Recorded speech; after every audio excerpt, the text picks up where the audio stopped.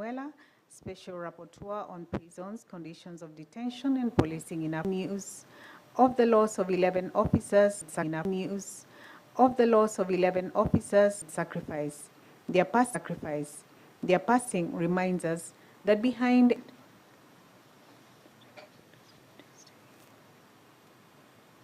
African countries also face similar crises and justice delayed. This stark reality into daily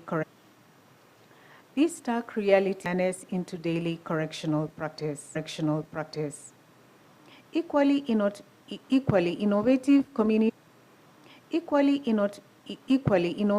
community-based alternative. It requires change of mindset.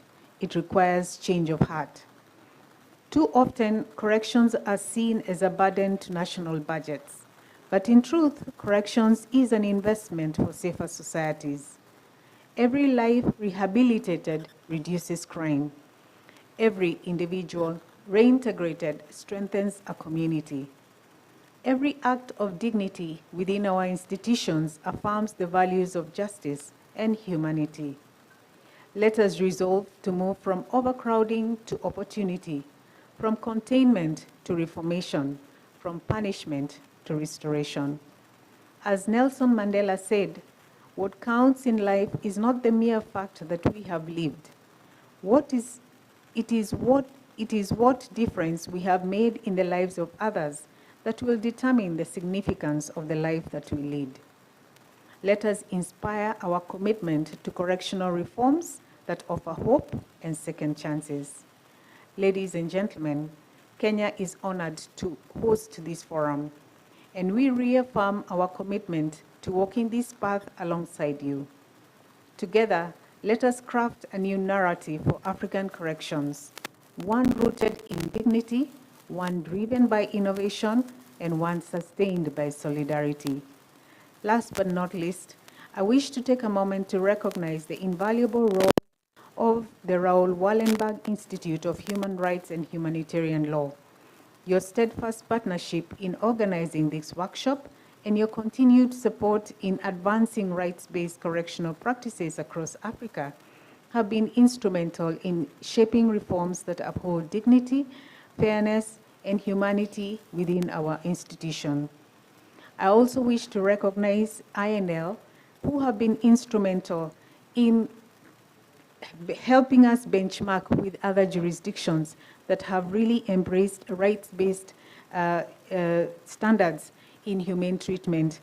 And one of the visits that we did for benchmarking was the visit to Morocco, which was very impactful, and it has resulted in Kenya now commencing to implement the digitalization of all prison facilities. And I'm very glad to see the commissioner the representative from Morocco. You're welcome to Kenya. Through capacity building, research, and technical support, the Institute has worked alongside our correctional services, ensuring that our progress is not only measurable, but also sustainable. Your commitment reminds us that true transformation in corrections is possible when global expertise meets local resolve. With those remarks, it is now my singular duty and great pleasure to request us all to be upstanding as we welcome the Honorable Geoffrey Ruku, Cabinet Secretary, Ministry of Public Service, Human Capital Development, and Special Programs to deliver his keynote address. Kindly let us clap for him.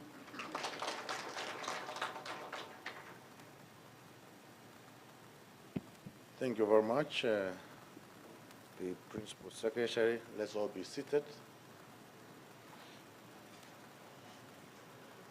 Good morning, everyone. Good morning, everyone. Again, let me start by introducing myself, because I can see we have many visitors here. My name is Geoffrey Kiringaroku, the Cabinet Secretary for Public Service, Human Capital Development, and Special Program in Kenya.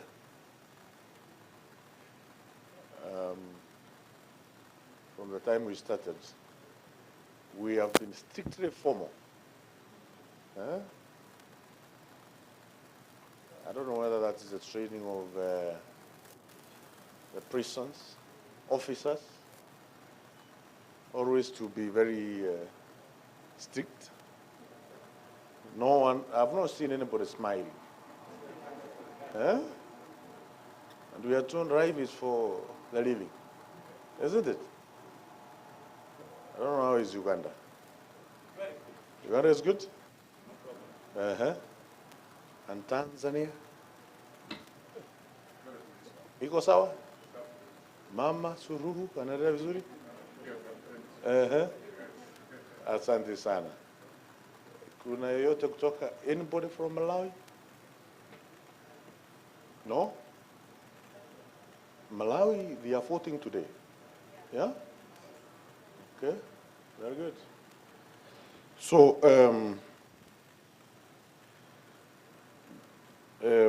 the Principal Secretary for State Department for Correctional Services, Dr. Salome Biako, the Honorable Teresa Manuel, the Special Rapporteur on Prisons, Conditions on Detention, and the Policing in Africa, Mr. Samuel Magodi, the Chairperson of AXA, Mr. Patrick Arandu, the Commissioner General of Prisons, Kenya Prison Service, Ms. Raquel, the Regional Director of Raoul Wallenberg Institute, Mr. Josh, and all the chiefs of Africa Correctional Services present, distinguished guests, ladies and gentlemen, good morning. First, I want to say I'm here on behalf of the Honorable Kimchuba Murkomen, the Cabinet Secretary for Interior and National Administration, in whose ministry the State Department for Correctional Services is placed. I extend this warm greeting to you all. His absence today is occasioned by other equal critical demands and of duty and for government. I also want to take this opportunity to extend very warm greetings from the Head of State, His Excellency President William Ruto, to all the guests who are coming from other countries who are here. It is indeed a profound honor and privilege to join you today at this very high consultative workshop dedicated to the implementation of Africa Commission on Human and People's Rights resolutions concerning prisons and conditions of detention across our beloved continent. Several years ago, I was a student of international law. And one of the things which we studied very deeply is the Africa human and people's rights as a student then, several years ago. And it's one of the very well-written law, very well anchored. And if all African nations can be able to domesticate the Africa human and people's rights, it can go a long way in ensuring that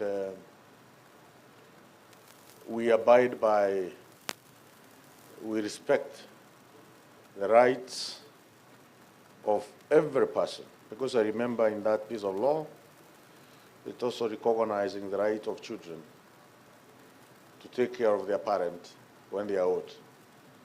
No? How many have looked at that piece of law under the African Union? Which is not the case in other Western countries. This gathering marks a very important milestone in our collective commitment to advancing human dignity, justice, and rule of law within our correction systems. Ladies and gentlemen, first and foremost, I wish to extend heartfelt appreciation to the African Commission on Human and People's Rights for its unwavering leadership in setting robust standards and resolute guidelines aimed to improving prison conditions and upholding the human rights of all detainees in Africa. The ACHRPR resolutions provide a critical framework that challenges us to reflect deeply on the state of our correction facilities and to act decisively to transform them into places of rehabilitation, respect, and humane treatment. The end of corrections. Corrections facilities in Africa have for long been characterized by overcrowding, inadequate infrastructure, poor sanitation, insufficient access to health care, and limited opportunities for rehabilitation. I had an opportunity for several times to fly over some of our Kenyans' prisons, facilities. Rangata, Naivasha, and several others. And from the top, you can see the size of our prison facilities. It's quite small in terms of the facilities which are there. And you can imagine probably we have quite a number of inmates. So indeed, these are some of the challenges which I'm sure are facing most of the African countries, Kenya included. And we should strive to ensure, as governments, as those who are in charge, that there is improvement of these facilities, of treatment of those who are sick,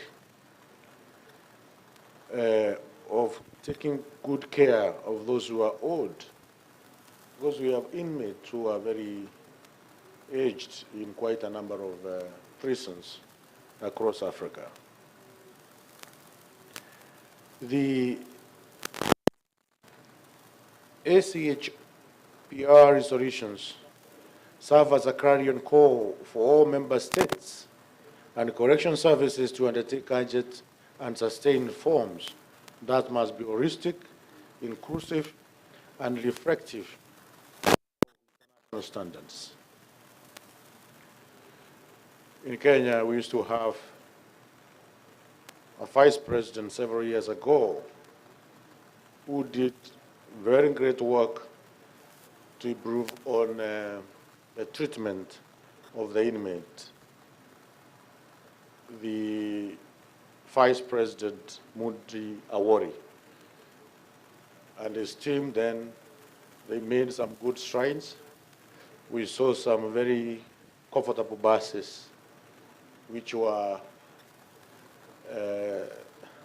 carrying inmates from one place to the other, from prison to hospital, from their facilities to high courts. And they look to be very cozy. They seem to be enjoying themselves. At the moment, we must also strive to ensure we improve from some of these legacies which we have from those who used to occupy these offices which we are occupying at the moment. These reforms are not only about infrastructure upgrades, they must importantly address legal safeguards, protection from all sorts of ill treatment, access to justice, and the mental and physical well-being of all prisoners. As Chief of Correction Services entrusted with the management of these institutions, your leadership is very important, it's pivotal. The responsibility bestowed upon you goes beyond administration. It is a moral and ethical mandate to champion change that respects human rights while balancing the imperative of security. The workshop provides a crucial platform for all of us to share experiences, challenges, the best practices, fostering mutual learning and solidarity in implementing these solutions. It's always very, very good for people to come together because there's no one who is a custodian of knowledge, of experience, of expertise. What's happening in South Africa can help to improve on what is happening in Tanzania. And what is happening in Tanzania can help to improve what's happening in Kenya, and so forth and so on. We are all reminded that improving prisons condition is fundamentally tied to the broader governance issues, strengthening the judiciary, enhancing the legislative frameworks, and promoting community-based alternatives to incarcerations. These elements are integral in reducing prison populations and ensuring the detention remain a measure of last resort, consistent with human rights principles. This reminds us that alternative dispute resolution is one of the key ingredients which we should try to improve and to ensure it is done within the judicial or within the justice administrative systems, not only here in Kenya, but also in other nations across our continent. Moreover, we must recognize the role of correction officers who serve at the front lines. The professional treatment, welfare, and working conditions must be prioritized to empower them as agents of humane correction management. Very important indeed. In this spirit of partnership, the shared responsibility, this workshop aligns with African Union's Agenda 2063, particularly its aspiration to promote inclusive growth, social justice, and good governance across the continent. Our collective efforts to implement the ACHPR resolutions contribute directly to realizing these continental ambitions and fostering societies where justice and human rights are at the core of public service. I urge each one of us to embrace these opportunities for dialogue and collaboration that this workshop affords. Let us aspire to draft actionable commitments and strategies that can reflect not only compliance, but a genuine transformation of our correction systems into models of rehabilitation and human dignity. Ladies and gentlemen, the journey ahead demands courage, innovation, and resilience. It calls for the political will of governments, the expertise of technocrats, and engagement of the civil society as we can see it here today. Together, we can turn the tide towards correction services that protect rights, promote rehabilitation, and enhance public confidence in our justice system.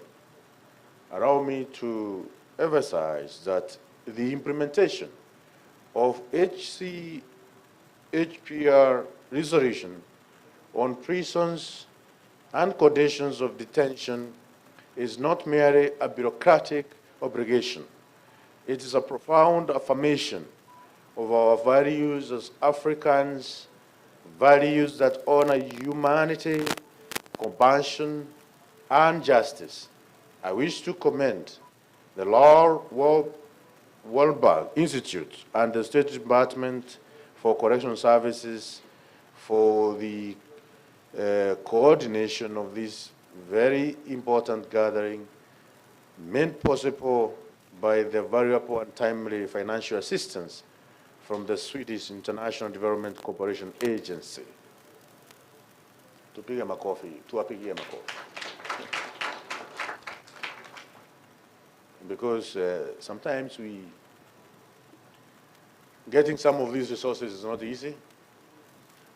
We know at the moment in our country, we are facing a bit of, and when I say our country, I say Kenya,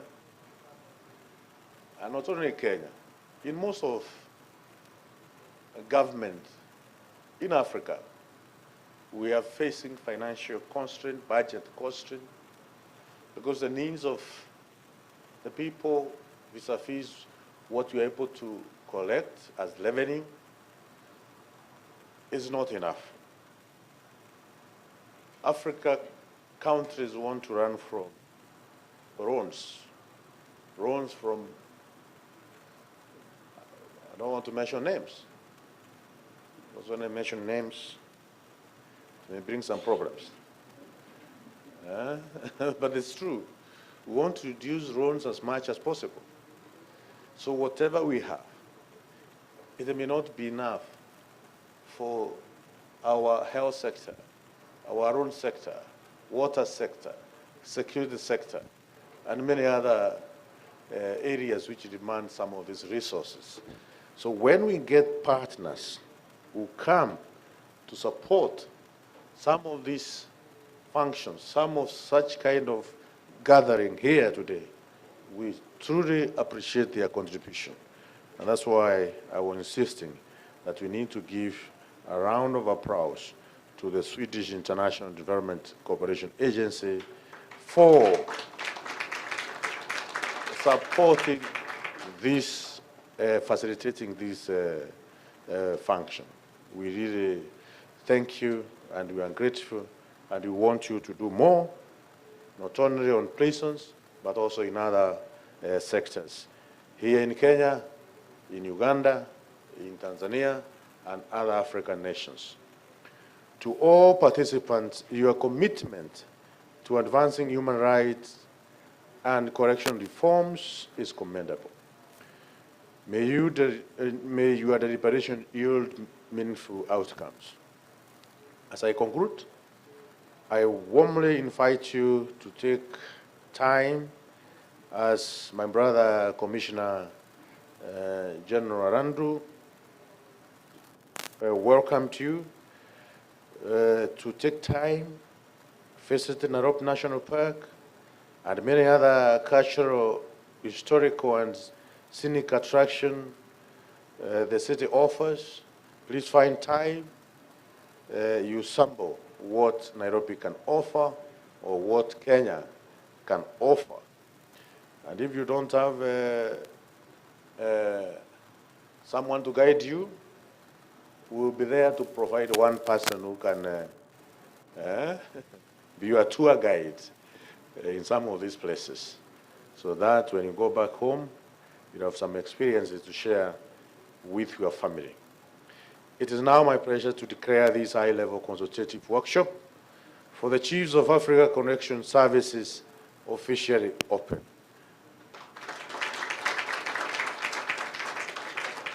May God bless you all. May God bless our countries, wherever we come from, the entire of Africa continent. And I wish you peace, prosperity, and blessings for Africa. Thank you, and thank you very much.